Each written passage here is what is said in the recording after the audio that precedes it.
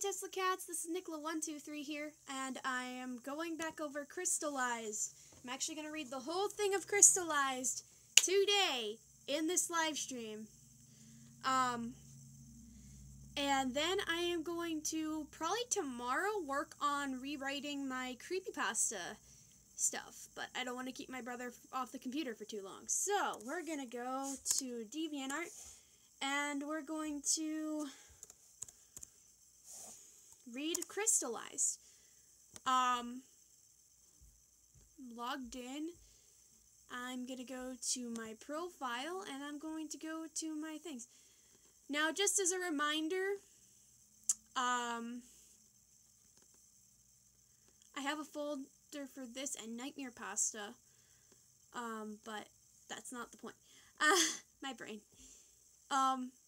Just as a reminder, Crystalleyezed by Hibiscus Lime is a story about, I should probably move these two around. Can I switch their position in the group? Oh boy. Okay, hold up. No, you know, I'm not going to worry about it. But, as you guys know, this story is by Hibiscus Lime on DeviantArt and Chocolate Cosmos on YouTube. Now, I really need to catch up with some of this stuff.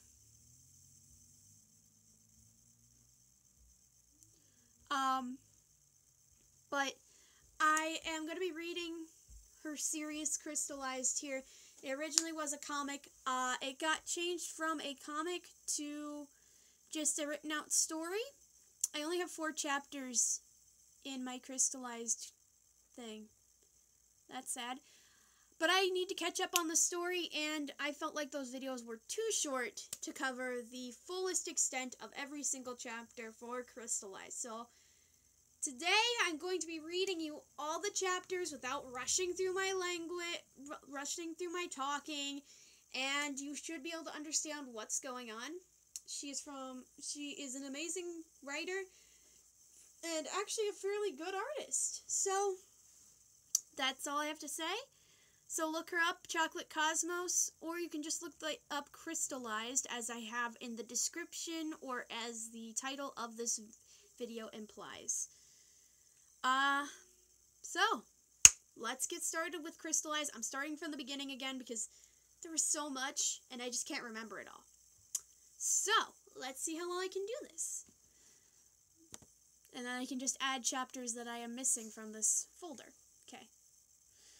And she has a trigger warning at the beginning, so I am going to read that. So if you're watching this and you're easily triggered by certain things, suicide, etc., let me know. Crystalleyezed Prologue and Chapter 1. Crystalleyezed. Warning. Crystalleyezed is a work of largely of fiction. However, this work may contain disturbing content, including mentions of death, suicide, torture, abuse, and similar subjects. All characters have been heavily researched into their roots, and spies may relate to factual instances previously mentioned content.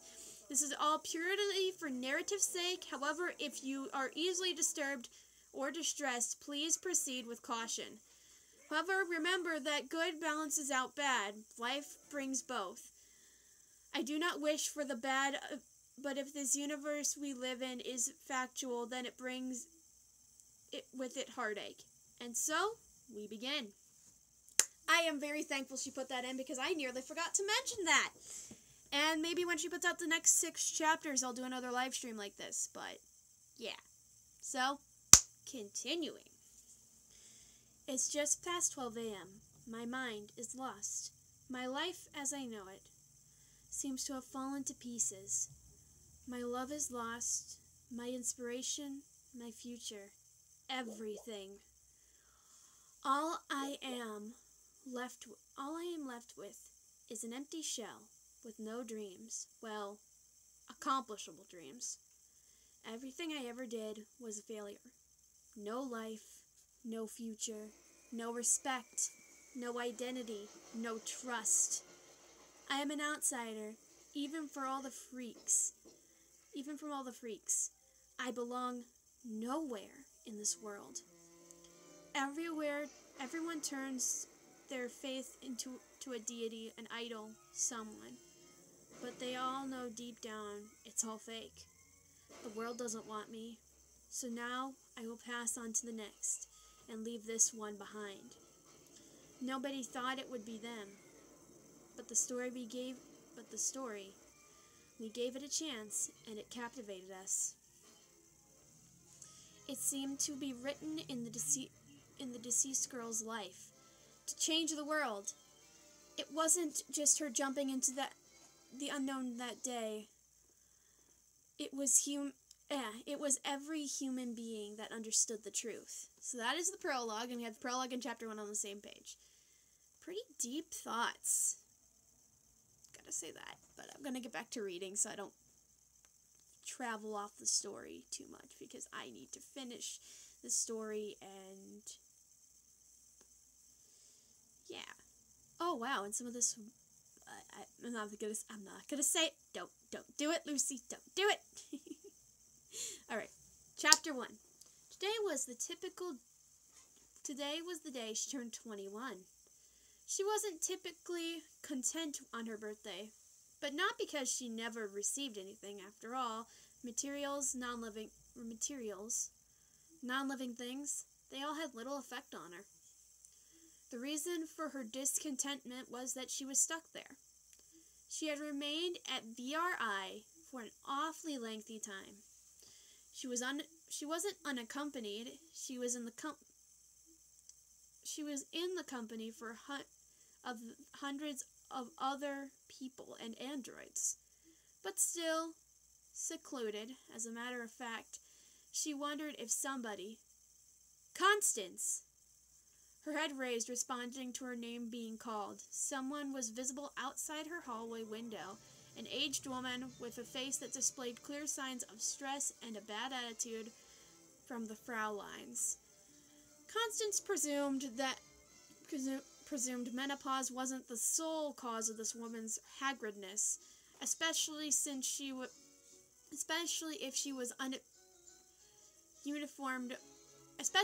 was a uniformed worker of VRI. But one can't judge.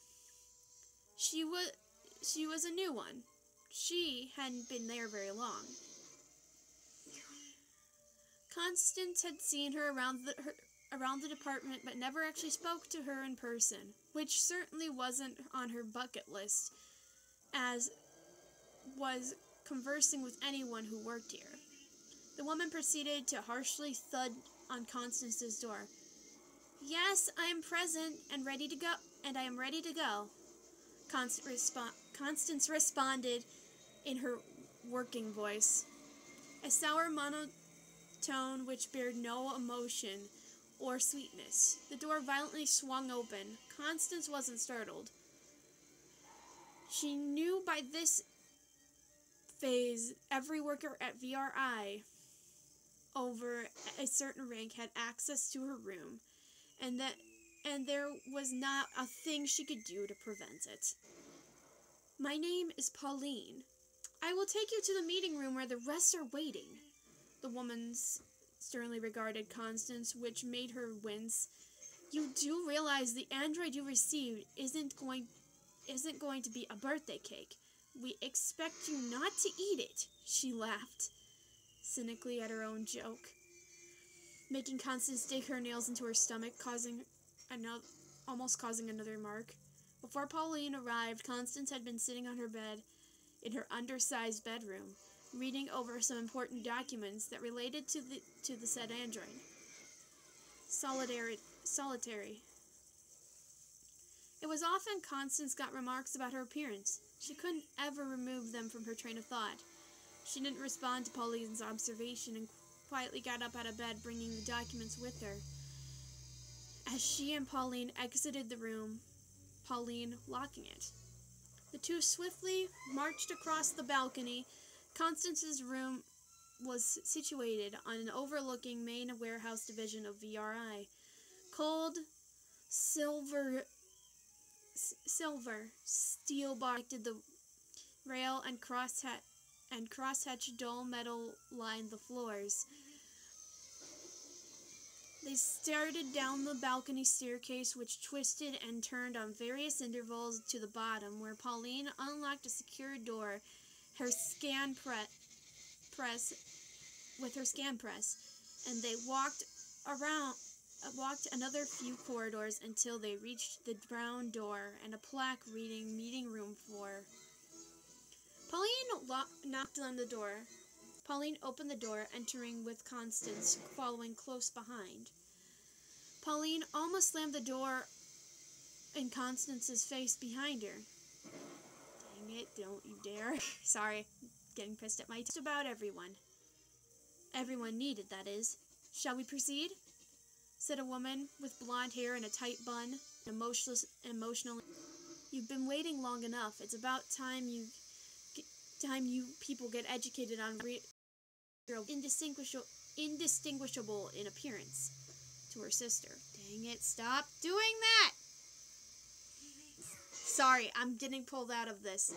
Can we not have conversations right now, you two? Please, please, please, please, please. I'm sorry.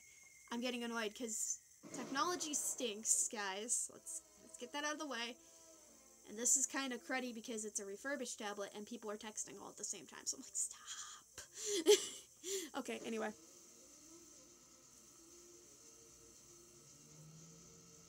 Appearance to her sister having... Okay. Said another woman, her twin. Almost indistinguishable in appearance.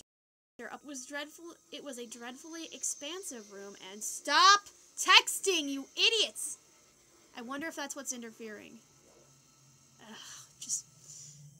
Nicola, focus, child. Focus. You're okay. Alright. Constance looked around the room. It was a dreadfully expansive room with white walls and a ceiling and tiled floor with no windows. In the middle was a large glass circular table with various individuals Constance had never met before. She was sure some of them were foreign and some very wealthy, important figures. Her eyes darted to one man with a prosthetic arm, which occasionally twitched along with the man's facial features. At the front of the room was a large screen and a small object hidden under a cloth. Constance, immediately knowing what it was that was concealed. Some of the wording is a little weird. There wasn't much decoration in the room, as with anywhere in VRI. However, there were a few mirrors around the room. Rather large mirrors. Large enough so Constance could see her reflection. In reality, she had a naturally curvaceous body type, and short ginger hair cropped just to the bottom of her neck. She had deep emerald eyes and beautiful facial features. Constance often wore concealing clothes.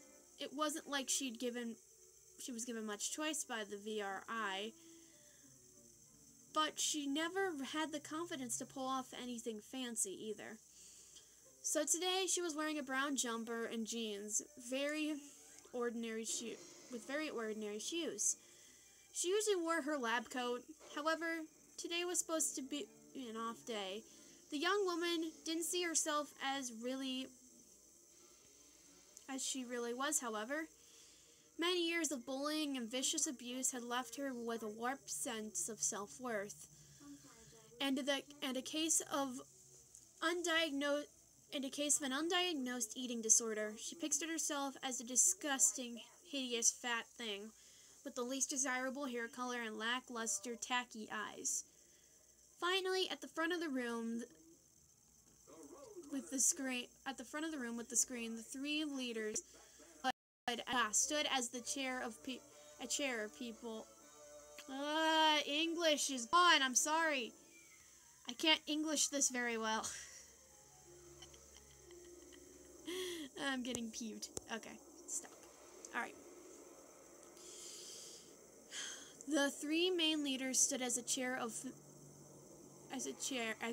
people of the meeting. Finally, I got that right. Professor Sicarius. I could be very wrong. Sicarius Meller. Constance's uncle, the CEO of VRI. He had a sickly, almost artificial skin and an all-shaven head and face. He was distorted.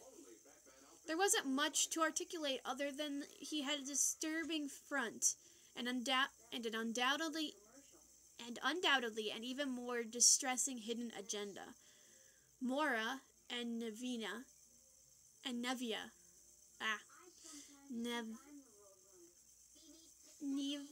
Neva. Yeah, I feel. Nevia. I'm just gonna say Nevia. Ranson. The previously mentioned twins, assistants of Sicarius, almost sewn together as it were. The joint vice of VRI stood on either side of Sicarius. Constance was pushed forward to the front by Pauline before she retreated to the back of the room. Constance, while having some great deal of perfection, this was nothing compared to some of the horrors that she had witnessed over the years at VRI. She stood unwillingly next to the three, fairly aware of the procedure to follow. Ladies and gentlemen, this is our greatest pleasure here at Versatile Robotics Industry to give you this presentation. As most of you may have mustered from my name, I am Professor Meller, and here are my two assistants, Professor Mora and Davina Ranson. Oh, and that is my niece Constance. She has a use, surprisingly intelligent. Don't worry, you won't be enduring any pathetic time wasting attachment today or ever. There was a faint instance of humor as all eyes darted to Constance as she felt as if she would retch. At Versatile Robotics Industry, or VRI, we are passionate about providing you with state-of-the-art weaponry. Children. The screen cut to an image of an innocent-looking child. She was about 8 years old, with wavy blonde hair and large blue eyes. With a few confused glances were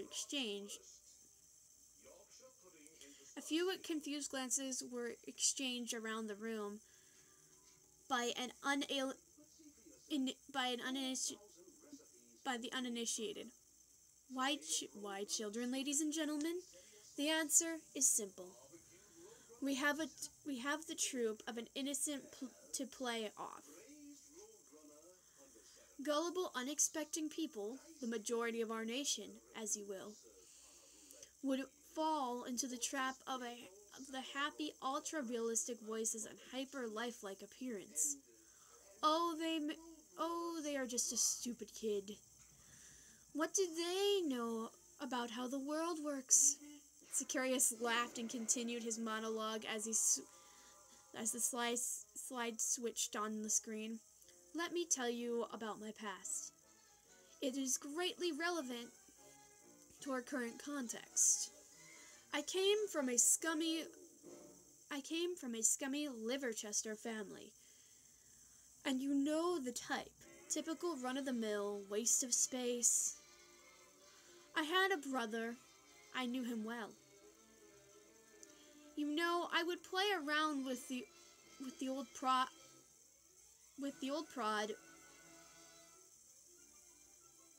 with a stick. Kids' behavior. Those were the days. Later, a needle I would use. But I digress. Constance shuddered. She didn't know the half of it. She knew VRI had done something unspeakable to her father. Her parents disappearing when she was about 11, and then on she lived as a permanent resident in VRI. I was naturally far beyond all my peers, excelling at school. I knew about the world. I was blessed with a brain that would massively excel in mechanics. Oh, and I would see those scummy Liverchester kids fighting on the playground. And in my child brain, I would muse about having a disposable fleet of them. Time came when I was 10 years old, and I spotted two sisters fighting at school. Who would have guessed I met my most faithful assistants in more than one sense, eventually. He laughed. And you wonder why I never marry. Waste of time it is. Ball and chain. Anyhow, I digress again. I met my two comrades. I progressed massively to university and where I studied robotics.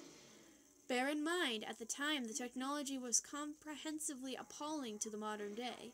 That is where I got my idea. These micro machines, little kitty, compact killers. Of course, these unaspiring ideals of the uni got in my way, but thankfully I met a man with great power, government assistance, and I received adequate agreement and funding to set up VRI at the end of the 70s, and the various instances occurred to get VRI to the state it is today. But let's skip the boring parts, shall we? The slide on the screen changed again.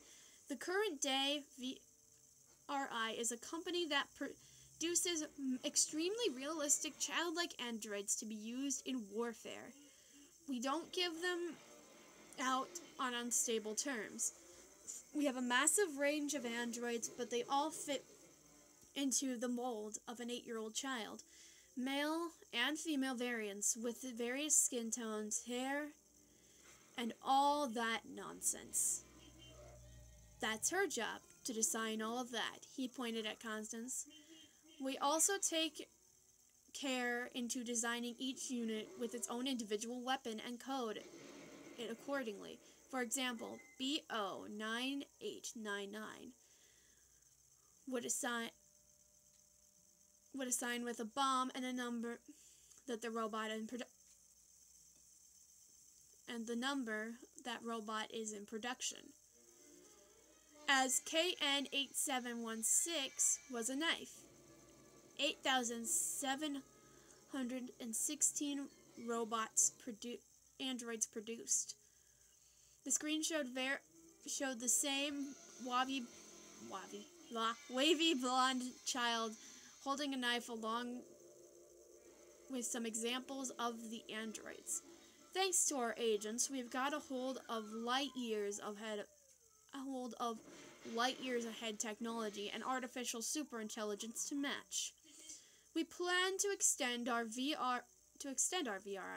At the moment, we only have this undercover branch in Liverchester, United Kingdom. Who would guess that out here, of all places?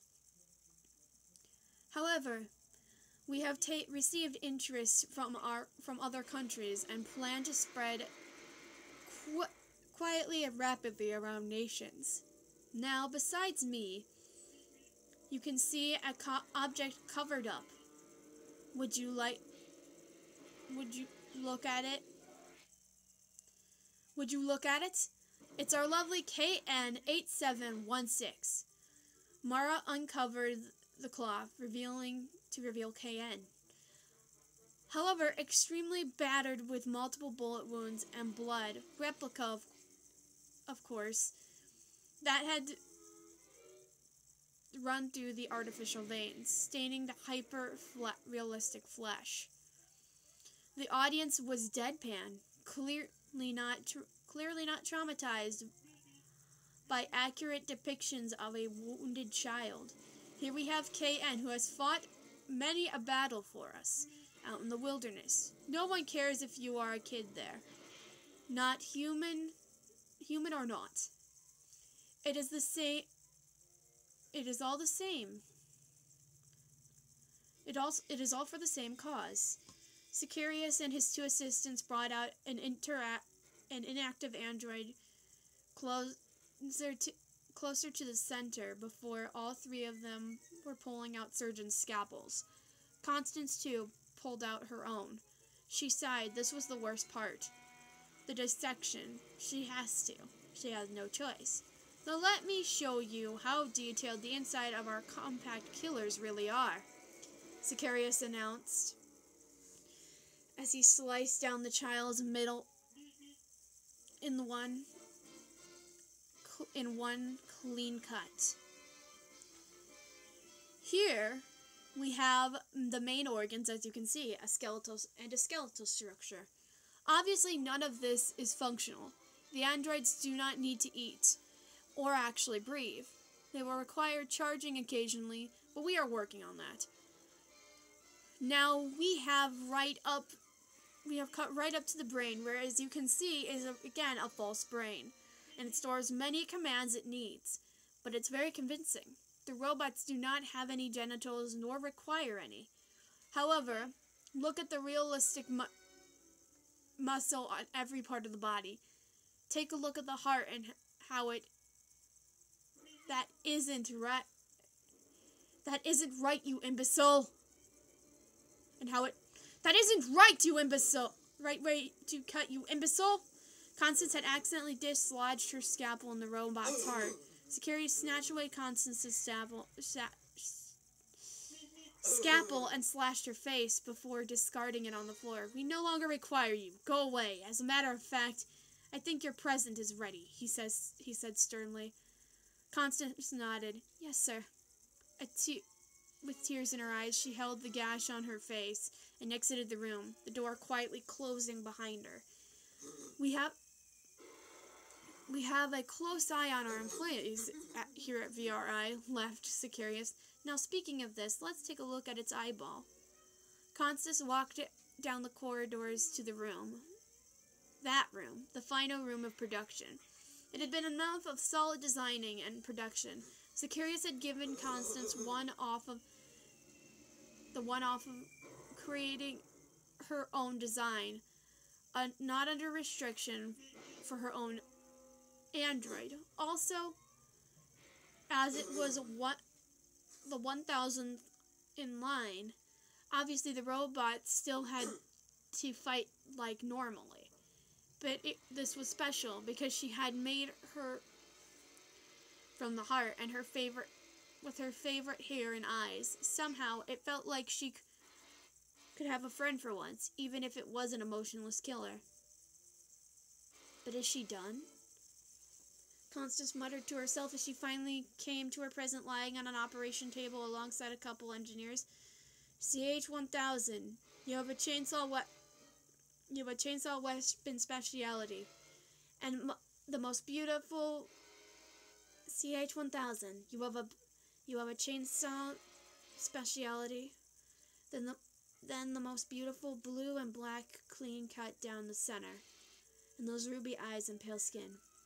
You are everything I want to be, Constance muttered, staring at the lifeless android. Lifeless, for now. So that's chapter 1. As you can see, it's kind of an interesting storyline so far. But shall we continue so I don't get too sidetracked? Yes, we shall. Alright, so, time to go to chapter 2. Chapter 2. Chapter 2. Oh, goodness. How do I get to chapter 2? I'm used to it being on my own thing. Chapter 2! Yay! I'm not stupid. Okay, cool. Oh, cool, and this is a short chapter. Crystaleyezed, chapter 2. Eventually, the meeting had ended. Constance, still sitting with CH-1000, had stared at the creation. The robot's eyes were closed, and she looked so dead. Sicarius and his two assistants entered the room without knocking. Okay, then, let's get this over with, he said, as he was holding a navy chainsaw in his hands. He saw the saw was very large for an 8-year-old to hold, but obviously still manageable, especially considering robots had superhuman strength and durability. However, it looked realistic, considering the realism of one of the main parts of VRI. Sicarius looked the robot over. How is this crazy thing supposed to pass off as realistic? It looks like some laughable emo kid pop star. And you call this a decent design? What was your inspiration for this? He said snarkily, completely disregarding the effort and thought Constance has put into the design. Oh, well, I'm not sure. Constance did have internet access. However, she was heavily monitored and wasn't allowed any social interaction. She used the internet on her computer in her room. She wasn't allowed a smartphone. I think I just like blue and black as hair together. It's a cute combo. And the skin and the eyes and skin make her look like a vampire. I guess she looks like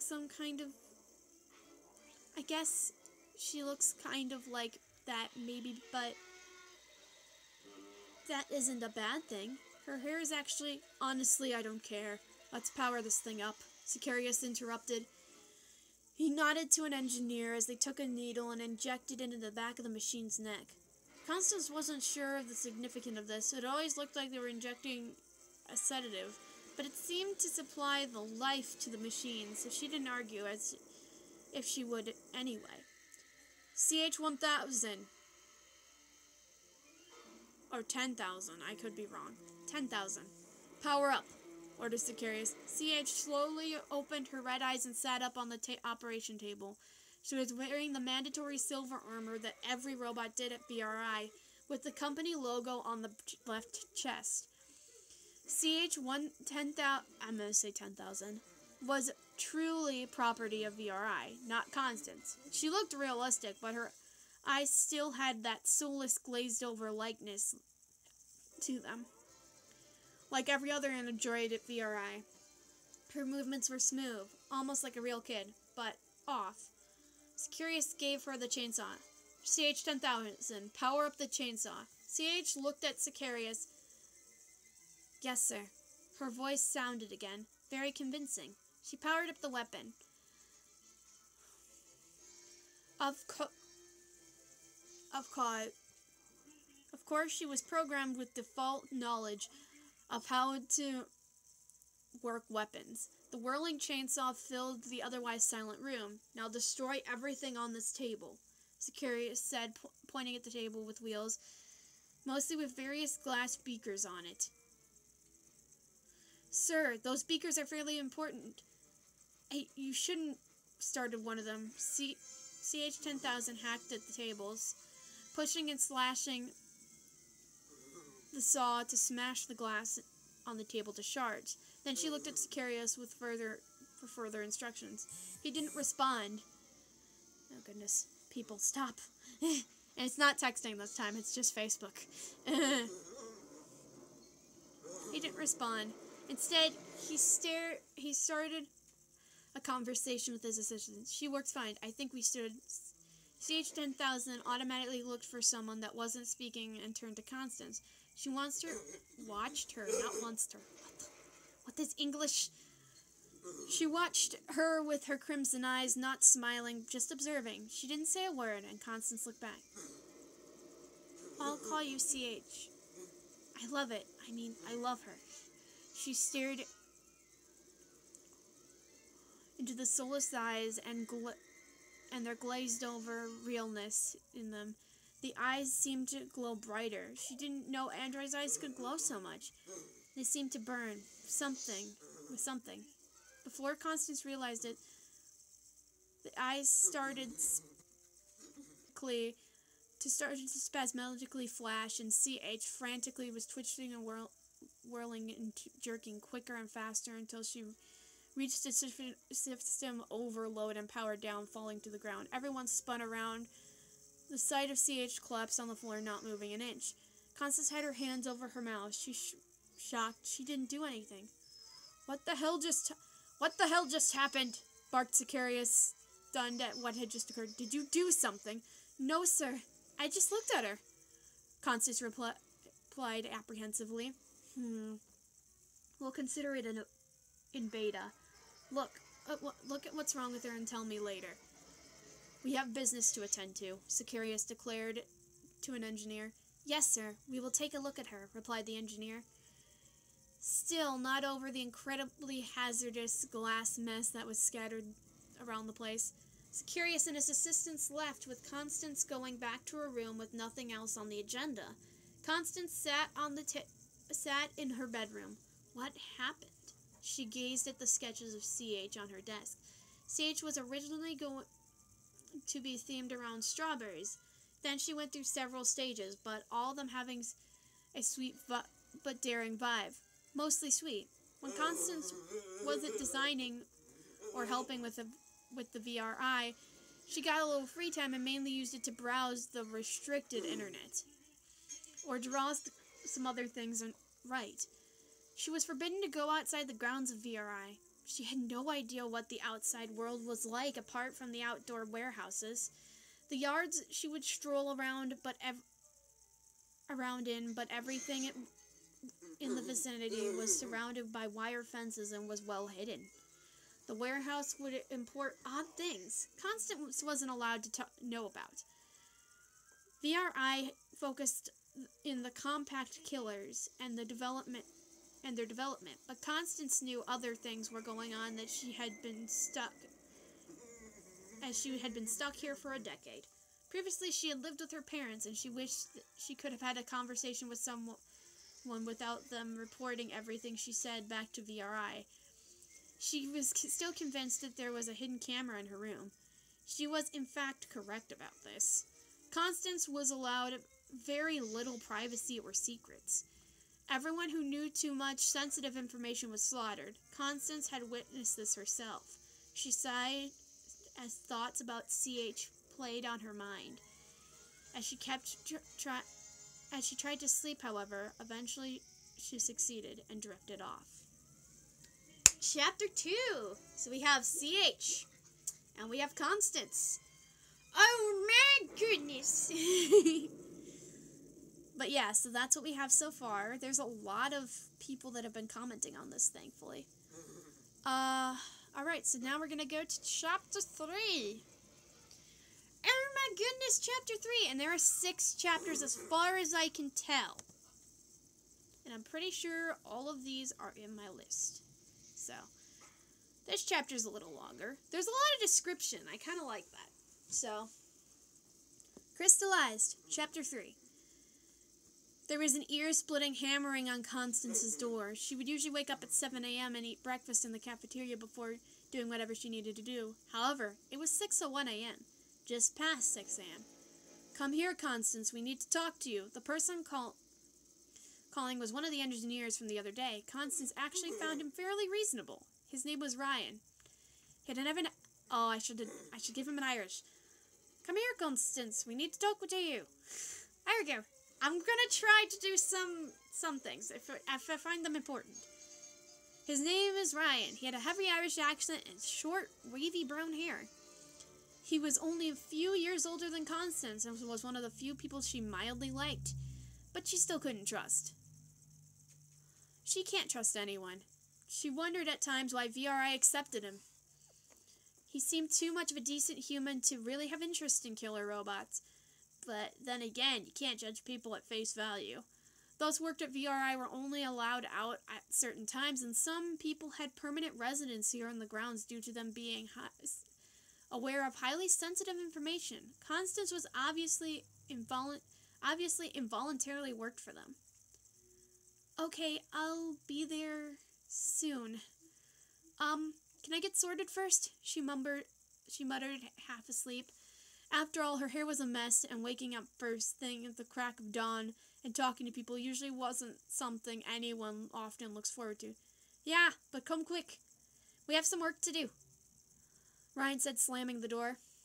On second thought, nobody seemed decent in this goddamn place. Pardon the language, guys.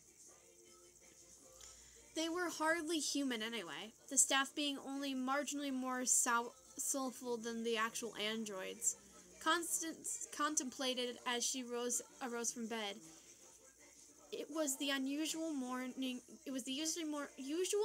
routine for her. Typically, nobody wished to talk to Constance because of how she related to Securius and deemed it as odd.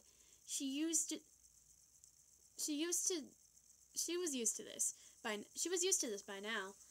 But it still teared at her soul deep down. Eventually, she headed down to the same room as from yesterday, in which CH had first awakened, where Ryan and some of the other engineers gathered. Yeah, but there is only one other explanation as to why it would be a short circuit. You know we aren't going to... Oh, hello, Constance. Ryan looked over to Constance entering the room, interrupting the current conversation. We fixed CH, and the cause of her shutdown was a short circuit, we imagine. We'll leave you to power her up again. She's your robot, after all. Just don't mess with her, or they'll slit your throat. We have business to attend to. Bye. Ryan rushed to the announcements and nodded to the others as they started to pack away. Wait, what? Hey, wait, what? Hey, wait! Constance called.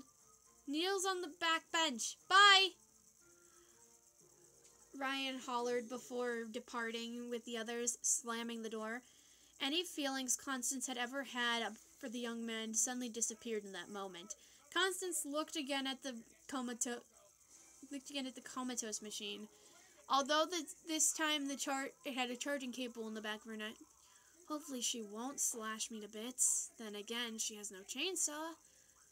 I wonder where it's located. She moved to the back of the neck and picked up the needle, which contained the revival liquid. She sighed and gently removed the cable before inserting the needle into CH's neck. Constance had the ability for the robots to recognize her voice, and she was able to command them to a certain extent. CH, power up, she ordered. CH's eyes opened and bolted upwards. No! It hurts! Somebody help me! Stop it, please! CH screeched and thrashing her limbs around before jolting to a stop. CH gently blinked and shook her head as if she had no idea why she was screaming. Oh, what happened? She muttered. She then turned gradually to Constance. Constance? CH looked at Constance with an expression of fear. Constance froze. Wait, what did you just say? Constance, that's your name, isn't it? Well, at least that's what I remember from something or other. CH said, staring in the confusion at the woman she was standing over. Or the woman standing over her. Blah. She just talked on her own, Constance thought aloud. Who, me? Yeah, replied CH simply. Constance gasped. Did they put something extra into you? Extra AI? Constance questioned suspiciously at CH. Did who? I just woke up. My head feels wrong. My head feels wrong, CH cried.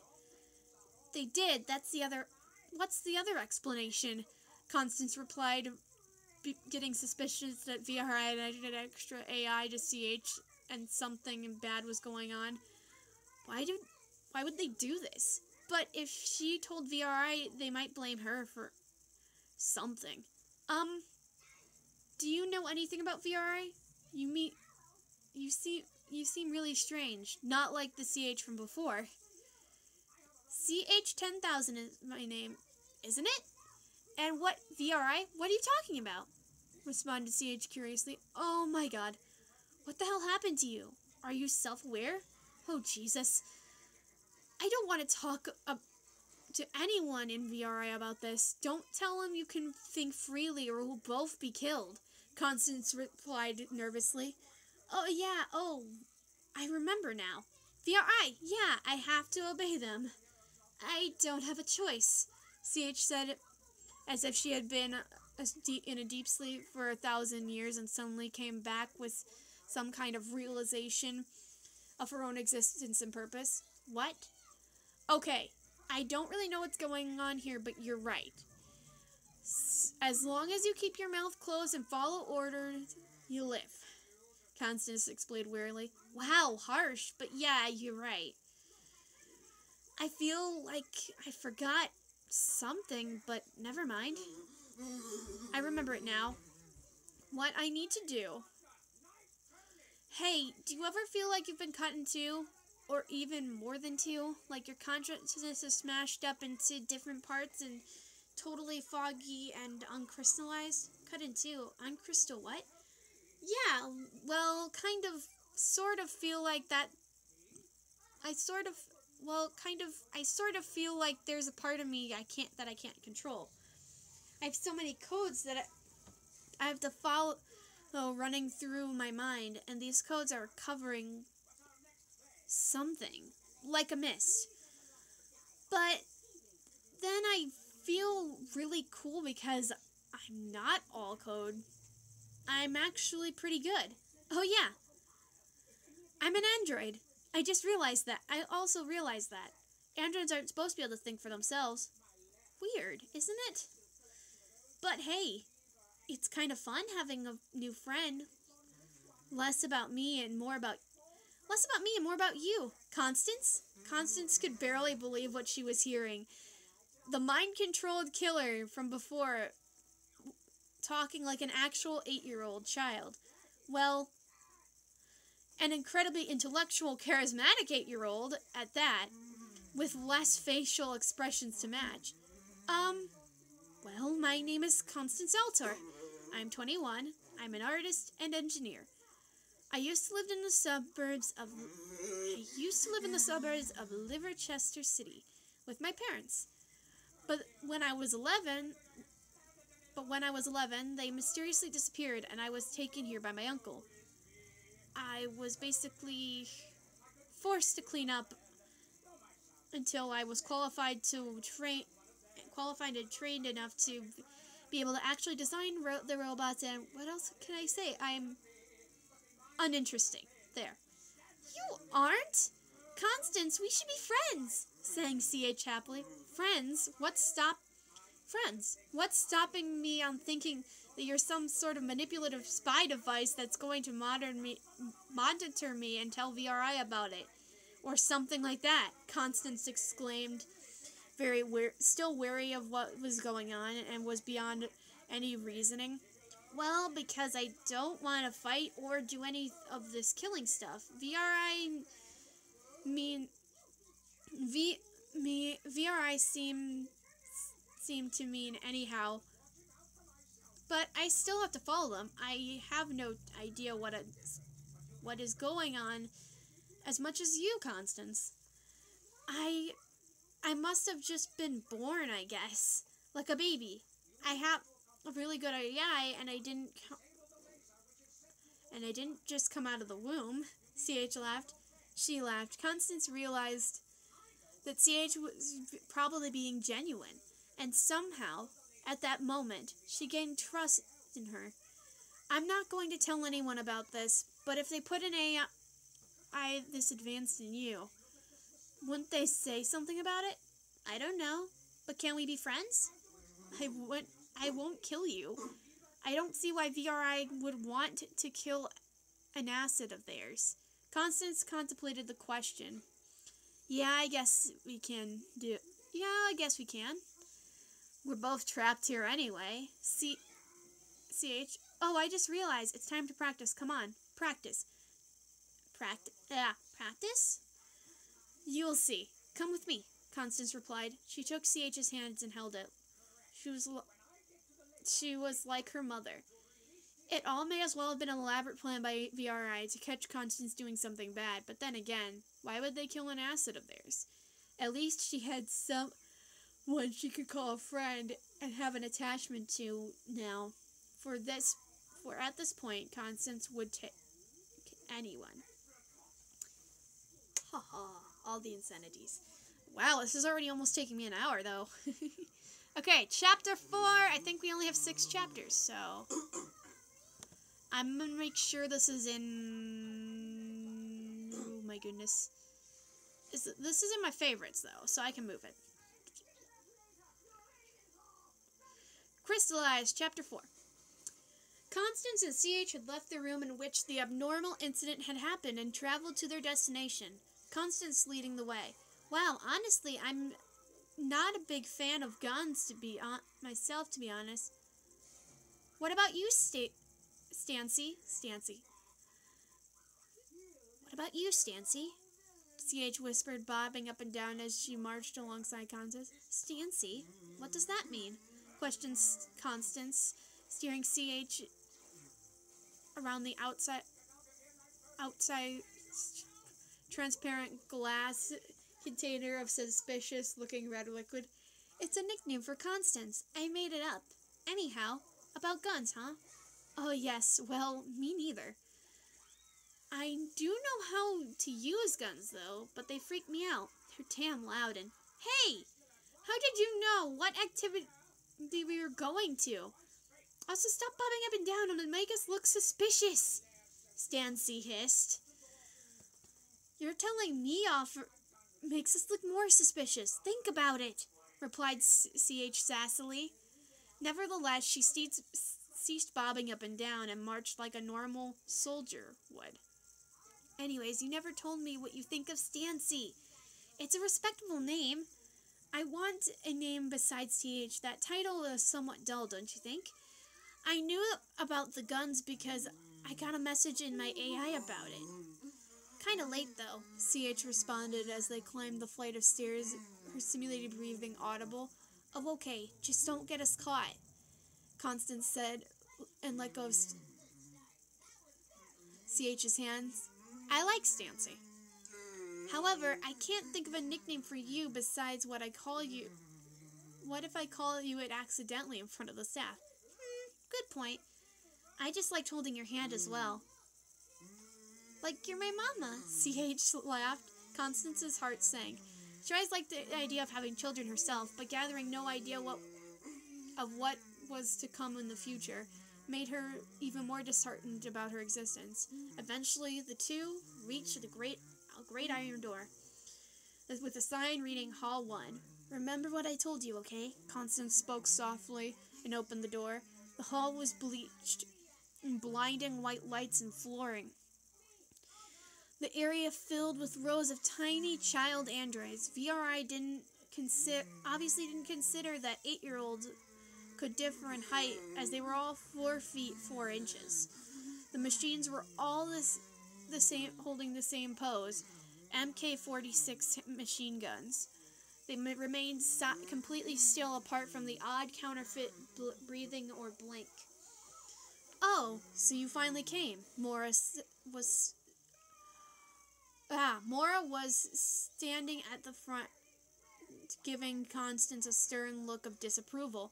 Constance nodded anxiously and went back to stand beside Mora. CH, stand in the front row, far left. Mora commanded CH, and CH obeyed, and stood next to a female robot with a black bob haircut. Hello, CH said to the android. She was disregarded. Before CH came to the realization that standard androids did not respond to that sort of manner. Okay. Far back row. You must go back through the back door, Mora instructed without hesitation. All the androids marched through the rear door and from the hall. CH was still struck with confusion as she stared at BU 7982. She presumed her specialty was bullets, although anything could go for that. As with all other machines, BU and VRI had scrolled on her silver chest armor. Her code was printed on the outside of her arms and legs. CH's train of thought was interrupted by frantic gunfire, which caused her to visibly fringe. Constance looked up and noticed CH reacting to, and looked at CH's eyes. Shaking her head gently to imply that CH should refrain from recoiling. Eventually, the room became silent. There was a tense stillness. Finally, the row left out from the back door and exited into a large front entrance. Constance and CH arrived from. Where do they all go after this? Constance inquired Mora. In storage, Mora answered.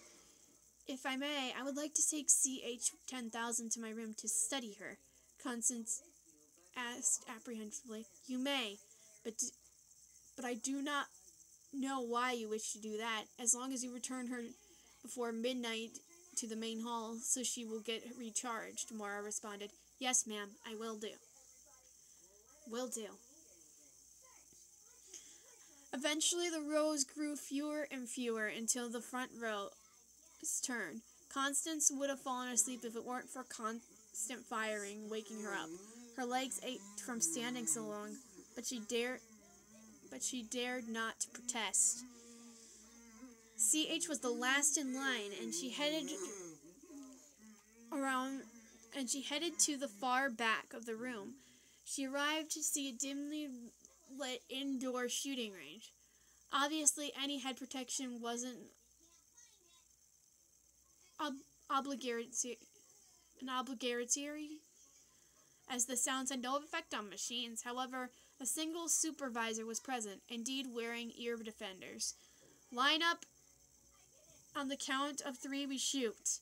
1, 2. Her gun and surprisingly dealt quite well with shooting.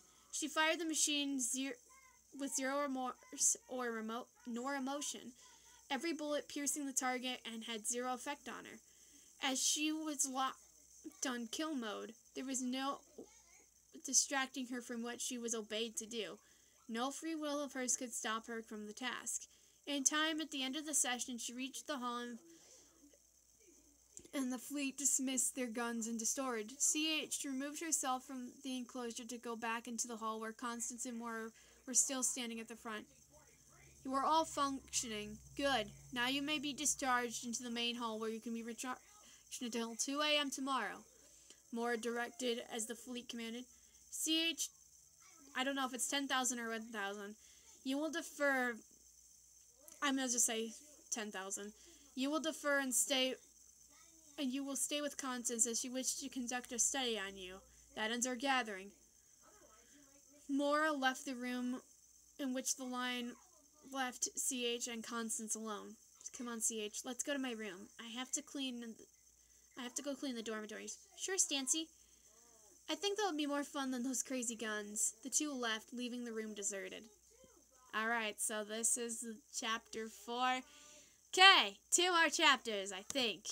I hope I'm not wrong. Okay, chapter 5. Crystalleyezed.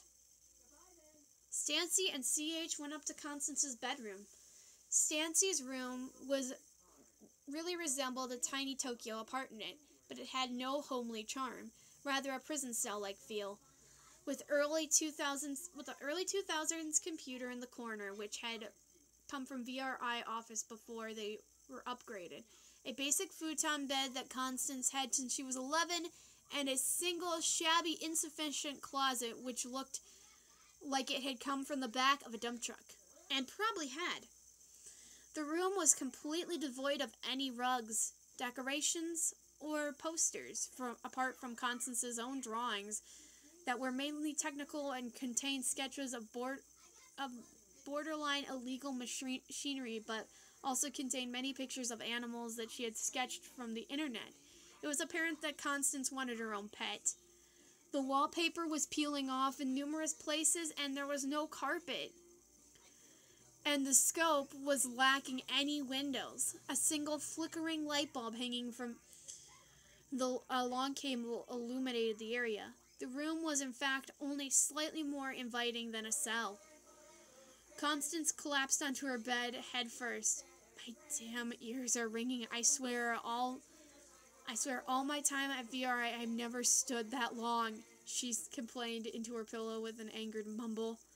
I understand. If I had muscles, I'm sure I would have fell down, CH said, spinning around slowly in Constance's desk and observing the drawings on her wall. She cupped her hands around her eyes, pretending to look through binoculars. Loving the concept art of me, by the way. Ooh, that inspiration, she squealed. I like all the strawberries and that woman with the big pink bow and the microphone. Ooh, Oh, and is that a vampire? What's with this body?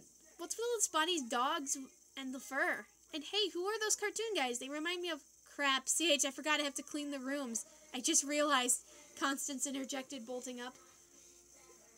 Well, what are you waiting for, Stancy? Let's get scrubbing. CH stood up and started dancing around. Seriously, CH, stop. You're going to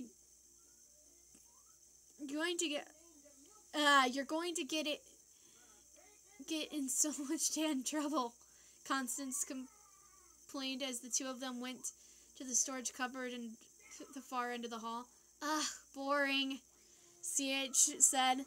Constance's reflex got the better of her, and she slapped CH to no avail because CH could feel no physical pain. Sorry, Constance. I keep forgetting, CH said sadly. Constance felt sick to her stomach. How could she slap her only friend? After acquiring the cleaning supply materials, Constance entered the nearest room and looked to the cupboard, who she had no idea who it belonged to. It was plain and indistinguishable, apart from having a very dirty pair of glasses on the floor and an unfinished bowl of foul-smelling soup on the table. Constance started cleaning the surfaces with bleach and a cloth. Before pausing, she heard a Scosusian accent singing behind her. Scosusian was the accent of Liverchester, and every robot by default had this accent, although it was changeable. Like some sort of pride for VRI being located in a mildly unthriving city, while far less thriving than Londingham. Oh my gosh, I love all the references to British cities, I'm sorry. Mop, mop, mop. CH was mopping around and singing and spinning around the corridor with her mop. Oh my god, CH, seriously, stop! Constance said, her worries becoming apparent. Sorry. I just wanted to record. I mean, some music, you know? CH said sadly, but refraining to speak as it would irritate Constance's norms more. Constance would rather CH sing her small little heart out, but retaining the typical and unsuspicious image was far more important. Constance wished more than anything that she and CH could get along like ordinary friends, but it would be impossible as long as she resided in VRI. After a tedious amount of time and mopping and scrubbing and dusting and tidying up other people's clutter, including a rather angry-looking middle-aged man trying to research the uncanny valley on his computer, Constance and CH finished their routine. Jesus Christ, that guy needs to learn to pick up his crap.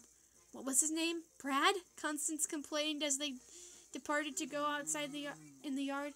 Who cares what his name is? He needs to learn about deodorant. What a stinker, CH teased like a child. Oh my god, you're so right. We ain't his parents, but you really shouldn't have said ew when you picked up that sock. Constance replied. CH had indeed slipped up a couple of times during the period. If she wanted to stay with Constance in her free time, she needed to learn to be emotionless and fast. Oh no, sorry, Stancy. It was just a really gross sock, CH said frantically. The two got into the VRI yard, and obviously the premises were surrounded by tall barbed wire fences. It was getting late, and the sun was over the Liverchester, seen far in the horizon above the trees. VRI's desolate location.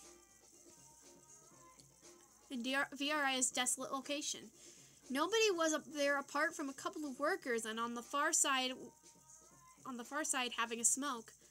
Constance paced around, staring at the gravel, wishing it could swallow her up, and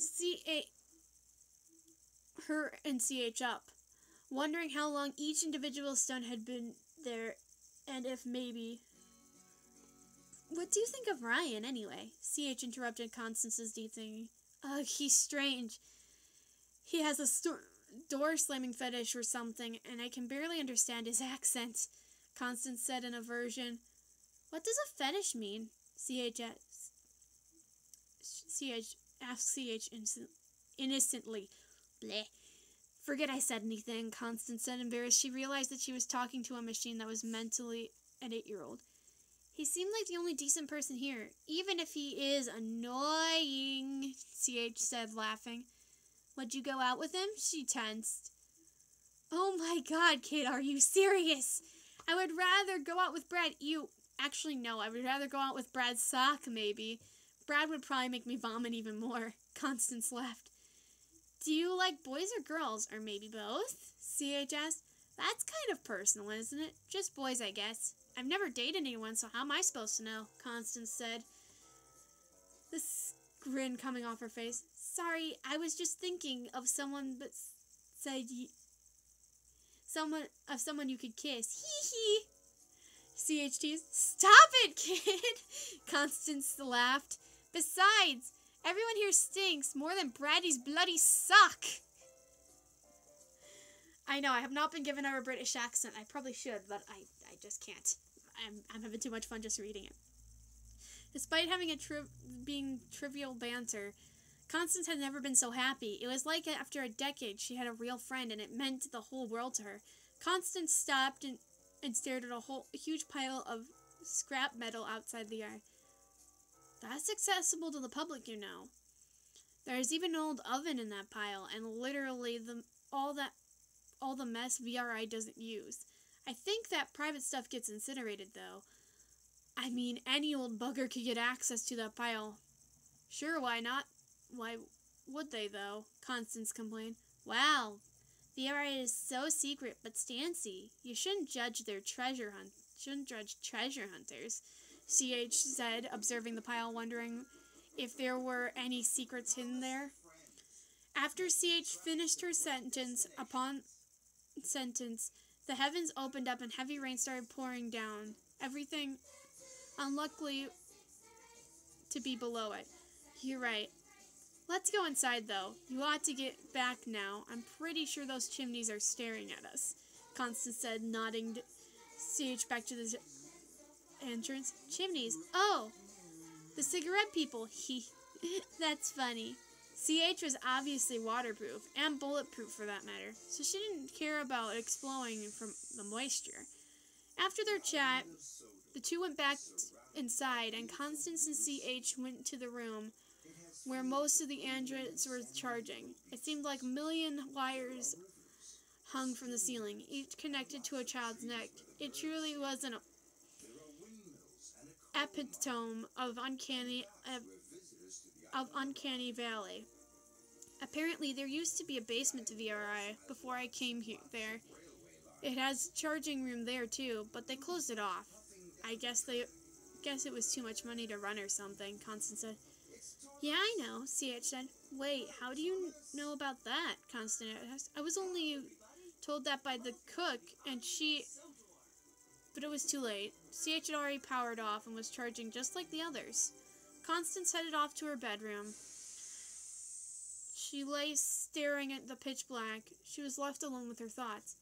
If it wasn't for CH, I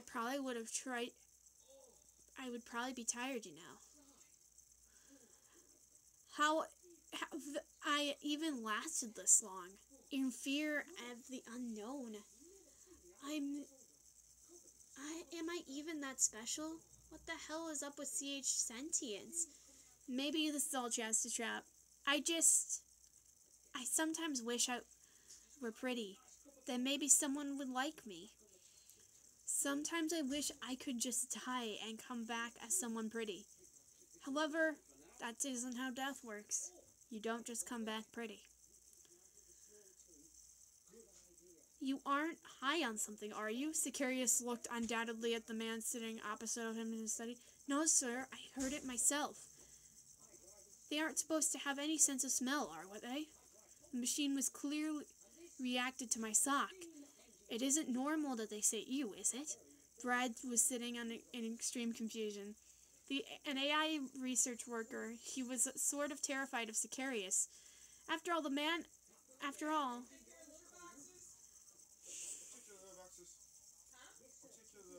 I haven't gotten to it yet because I'm still recording.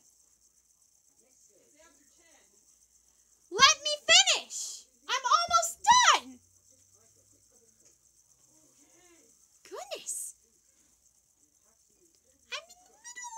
reading!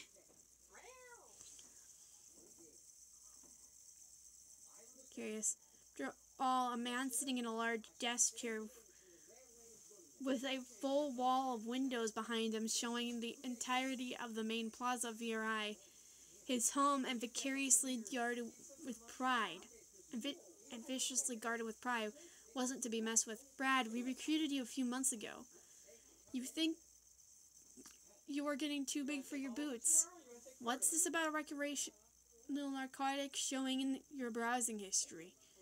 Curious doubted the man's truthfulness. I swear, check the CCTV footage. That woman, your niece, she's been messing with it. Believe me. I could give you some really useful information, perhaps help with Mr. Lawner. I will do. And while we are at it, won't you please learn basic hygiene? Actually, never mind. We can't have a waste of my time and resources. You're fired. Securius responded. Wait, no! I swear! Sir, I promise. I dedicated my life. Securius pulled out a handgun from his right pocket and fired it into Brad's skull. The piercing bang signaled the guard to immediately come into the room and dispose of the corpse. Like a rarely carried out routine. You're dedicated to no more. I can't have ignorant people saying such nonsense at a job such as this. Thankfully, people like you seem to be few and far between. Ironically, indeed, Sicarius was the ignorant one.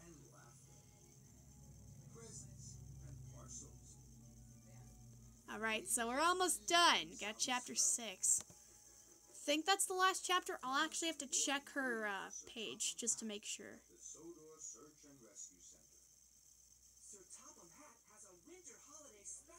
Okay, let's go. Chapter 6. A month had passed. Constance and CH had been frequently met up to converse. And Constance would assist CH in her practice, which would help her input commands in CH AI for attacks to make her stronger and more marketable. The passing time unsettled Constance a lot. She knew CH would never age, but Constance was human, and one day all humans rot away to dust. She remembered when she passed away for something, or even better, she wanted to be saved. Surely this was all criminal. But if VRI was uncovered, that would mean CH would be destroyed. And CH had shown so much intellect, so much more than the average adult human. She would chat with Constance about mechanics, music, art, cooking, and artificial intelligence. And most importantly, about half of your times in Constance's past. Constance looked forward to her times with the makeshift child, how her thoughts would never leave her head However, the thoughts would never leave her head that this wasn't as wholesome as an innocent act seemed. But then again, Constance began to care less and less about her life. Because of CH, she worries less, which could have made either an advantage or a contributor to the downfall of her awareness. All the bonding aside, the two tried to retain a low profile, as Constance knew in her period at VRI they had eyes everywhere. In a literal and metaphorical sense. Eventually, VRI had secured an online-based business. An online-based business wanted to buy a handful of machines to be used as deep web hireable hitmen, or hit kids even. If the route failed, they would use them in some sort of snuff films. VRI had been reluctant to sell for such an informal-sounding use. However, the business assured them it would be in their best interest to become their first investor in it. Not to mention, it would be infinitely easier to use a disposable robot than an actual human that would be highly likely to get caught or have evidence leaked. As for the snuff, some people were just unethical and nefarious enough to pay to watch a thing, of course, at that hearing proposition. CH was terrified of the outcome being traded to the black market. Constance assured CH, telling her that the decision wasn't final. Sicarius thought that the monetary offer was too low, not to mention triviality of some criminals wanting to satisfy their perversion about watching children murder people. The date was August 31st, 2017, and the time was 1:23 p.m. CH was standing in a familiar hall she had frequented so often, which also so happened to be the hall where she waited to practice her shooting. She was placed in the usual lineup in rows of formation, and she had been in of the past month.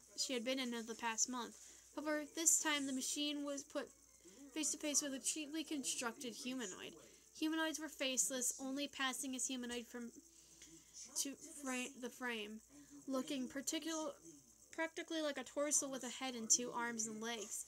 Constance was away, and the only humans in the room were Navina, as well as a small minority of spectators, and with tablets seemingly to record the data of the lesson. VRI, this humanoid here is your enemy. Today, you are going to be using a chainsaw by request of our potential customers to fight your adversary to the death.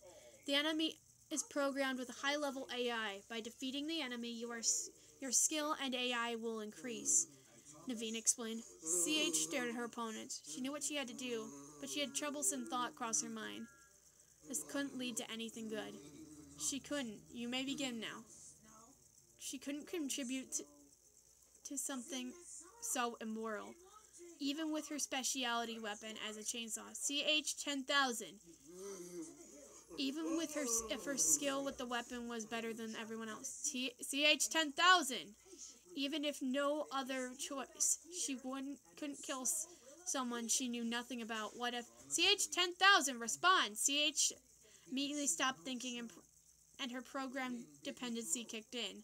Yes, she turned to Navina and responded in monotone. It was then that CH regained the realization that every machine around her was fighting with the humanoids. She hasn't registered Navina's commands due to her deep thought.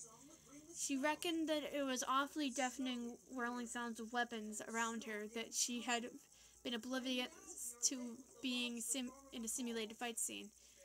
It was like CH had entered another dimension where her senses were cut off, and she was ignorant to the world around her, someplace in which she was alone with her thoughts, and all she could perceive was the imitation of not being underwater. You are not attacking your humanoid. Your humanoid is standing dormant, waiting for you to initialize. Navina says severely, I don't want to. CH answered, don't want to? CH realized her foolish mistakes. Her eyes widened in fear, and she could turn back. But curiosity. CH dropped the chainsaw she was holding and turned to stare to Navina. Her large, angry red eyes. Why should I? I can think of for myself. You should all realize that not all of your little androids are going to follow your orders. I can think clearly, crystal clear. I'm not going to be a slave to this. English.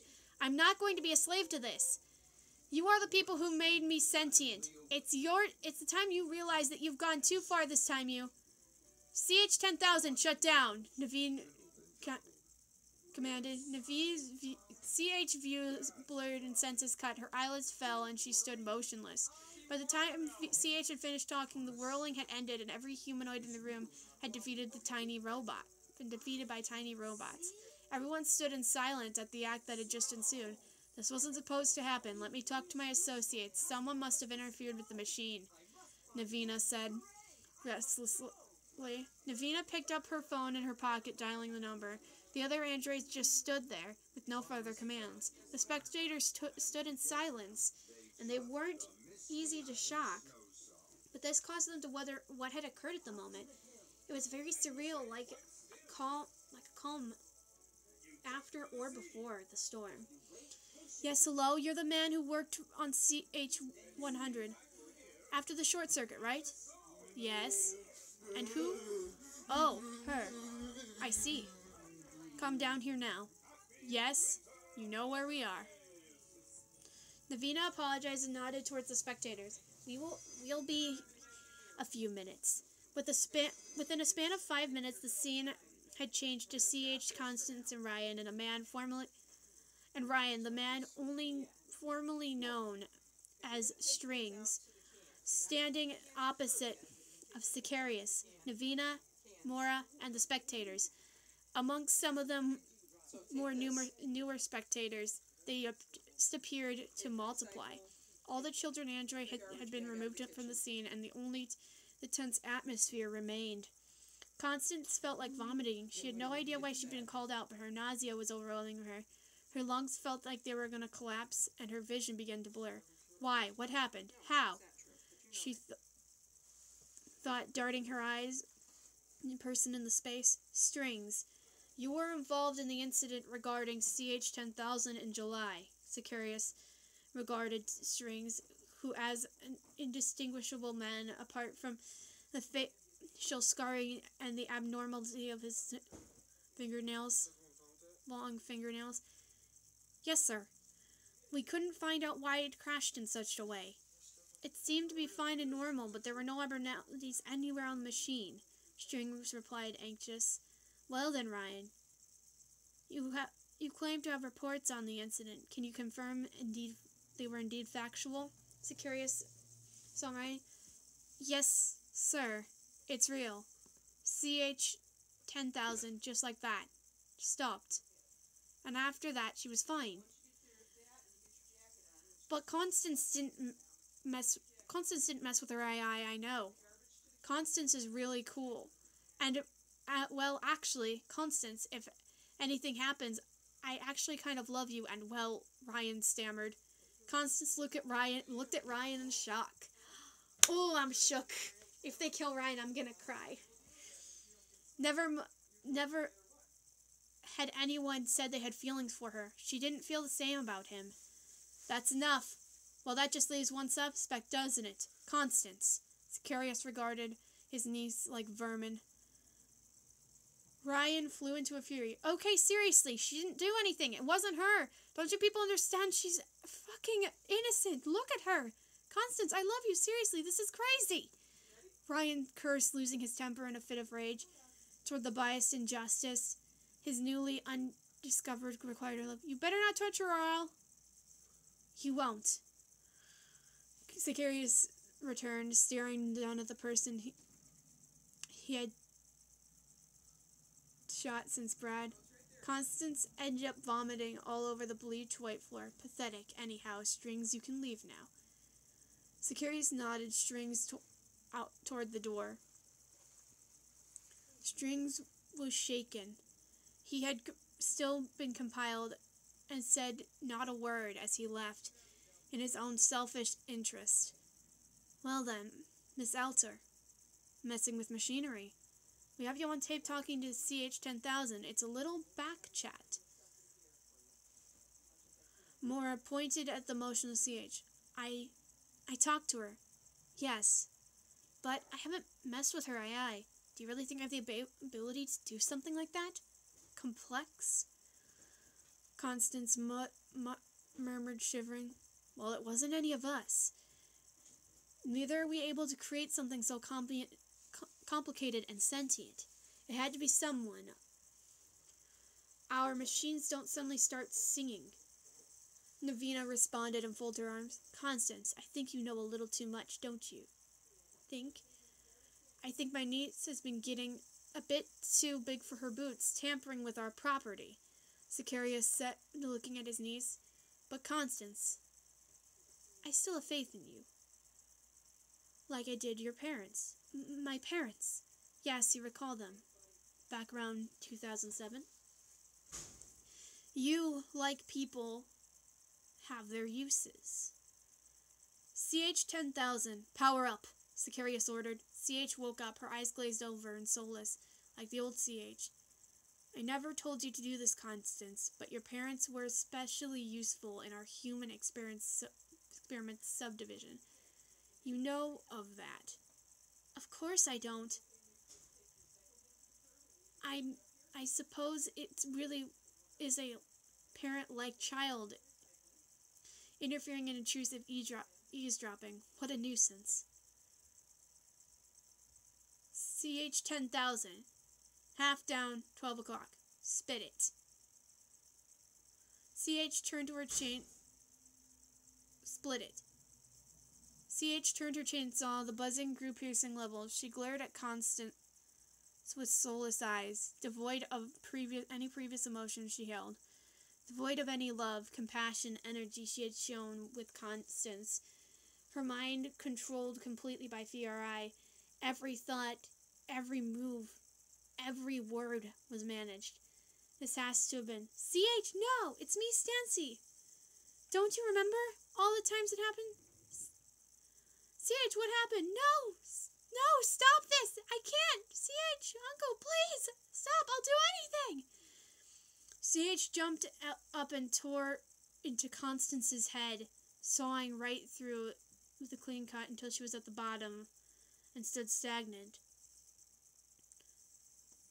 Sanguine-colored wreckage of Constance's halved internal organs. A clean and cut indeed. The spectators looked uneasily, unstirred. But unstirred. They had seen worse circumstances. Shame to lose such an interesting asset. But we can't have stitches, can we? Sicarius responded.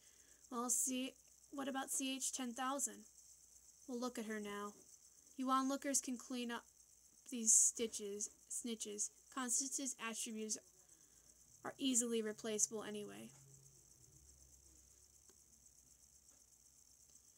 Sicarius murmured.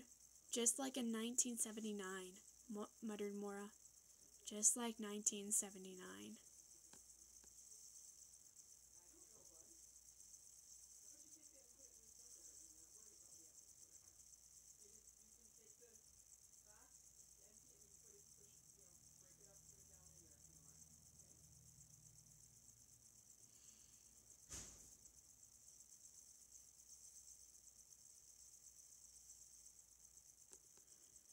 Alright, I'm going to comment on this, guys, but I just finished, and I'm actually surprised she killed Constance. It makes me kind of sad, because Constance was kind of awesome.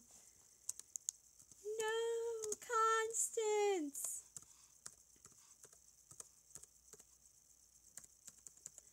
No! This is really dark. Whew. I'm going to cry.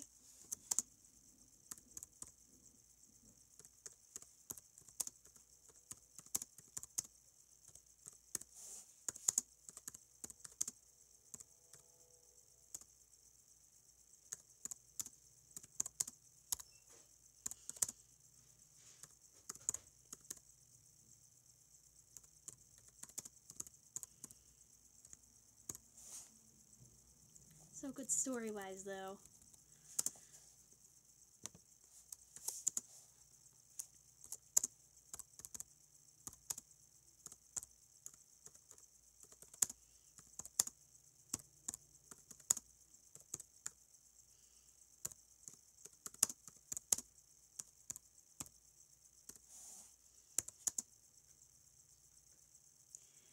Alright, and that brings us to the end of our live stream. I want to know what you guys thought, my lovely viewers. It was really dark, but it was a really good story so far. And, it looks like she's gonna be, I'm looking forward to what's coming next for this story. This is making me kind of sad, but I want to read more before I decide that I'm depressed and I hate the story, because otherwise, this story is really quite amazing. It's got some really good characters and story points and plot points. And do I have this in my favorites? Okay, I do. I have them all in my favorites.